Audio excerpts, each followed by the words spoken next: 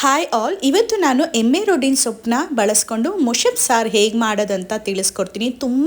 ತುಂಬಾನೇ ಟೇಸ್ಟಿಯಾಗಿ ಬರುತ್ತೆ. ಈ ಸೊಪ್ಪಿನ ಹೆಸರು ಡಿಫ್ರೆಂಟ್ ಆಗಿ ನಿಮ್ ಕಡೆ ಕರೆದ್ರೆ ದಯವಿಟ್ಟು ಕಮೆಂಟ್ ಬಾಕ್ಸ್ ಅಲ್ಲಿ ತಿಳಿಸಿ. ಮೊದಲು ಸಾರು ಮಾಡುವಂತ ಪಾತ್ರೆಗೆ ತೊಗರಿ ಬೇಳೆನ ಹಾಕಿ ಬೇಯೋಕ್ಕಿಟ್ಟಿದ್ದೀನಿ. ಮುಕ್ಕಾಲ್ ಭಾಗ ಬೆಂದಿದ ನಂತರ ಇದಕ್ಕೆ ಸೊಪ್ಪು, ಬೆಳ್ಳುಳ್ಳಿ, ಈರುಳ್ಳಿ, ಹಸಿಮೆಣಸಿನಕಾಯಿ, ಕರ್ಬೇವಿನ ಸೊಪ್ಪು, 2 ಟೊಮ್ಯಾಟೊ, ಸ್ವಲ್ಪ ಜೀರಿಗೆ, ಹಾಗೆ 1 ಸ್ಪೂನ್ ಆಗಷ್ಟು ತೆಂಗಿನಕಾಯಿನ ಹಾಕಿ ಬೇಯಿಸಿಟ್ಕೋತೀನಿ. ಬೇಯಿಸಿದ ನಂತರ ಟೊಮೆಟೊ ಮತ್ತೆ ಹಸಿಮೆಣಸಿನಕಾಯಿನ ಸಪರೇಟ್ ಆಗಿ ತಗೊಂಡು ಟೊಮೆಟೊ ಸಿಪ್ಪೆನ ಬಿಡಿಸಿಟ್ಕೋತೀನಿ. ನಂತರ ಮಿಕ್ಕಿರುವಂತ ಬೇಳೆ ಸೊಪ್ಪನ್ನ ಮಸಿಯೋದಕ್ಕೆ ಇಟ್ಕೋತೀನಿ. ಇಲ್ಲಿ ರುಬ್ಬೋದಿಕ್ಕೆ ಟೊಮ್ಯಾಟೊ, ಹಸಿಮೆಣಸಿನಕಾಯಿ, ಕರ್ಬೇವಿನ ಸೊಪ್ಪು, ಈರುಳ್ಳಿ ಕಾಯಿನ ಹಾಕಿ ರುಬ್ಬಿಟ್ಕೊಂಡು ನೀಟಾಗಿ ಸೊಪ್ಪು ಬೇಳೆನ ಮಸ್ತು ಅದನ್ನ ಸಾಂಬಾರ್ ಪಾತ್ರೆಗೆ ಹಾಕೊಂಡು ಇನ್ನ ರುಬ್ಬಿರುವಂತ ಮಸಾಲನು ಕೂಡ ಹಾಕೊಂಡು ಕಂಪ್ಲೀಟ್ ಆಗಿ ಮಿಕ್ಸ್ ಮಾಡ್ಕೊಳ್ಳಿ. ನಂತರ ಇದಕ್ಕೊಂದು ಚಿಕ್ಕ ಒಗ್ಗರಣೆನ ಕೊಡಿ.